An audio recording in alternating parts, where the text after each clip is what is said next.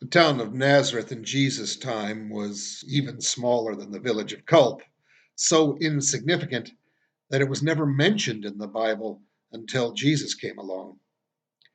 People from Nazareth were generally regarded as rubes and hillbillies, the first century equivalent of the Clampetts.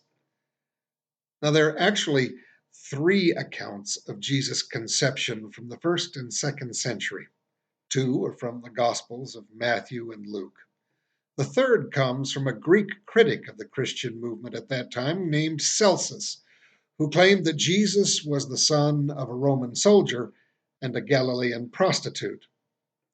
Celsus sought to discredit Jesus by depicting him as low born and coming from a disreputable family. Now, even secular historians tend to blow off Celsus's account.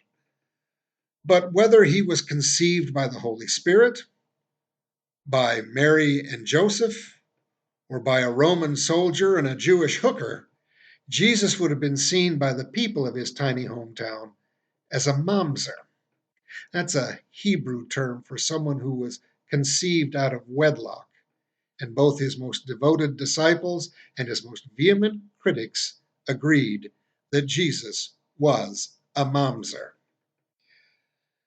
He would have been considered, as a result, a low class person, morally and spiritually disadvantaged because of his seedy origin.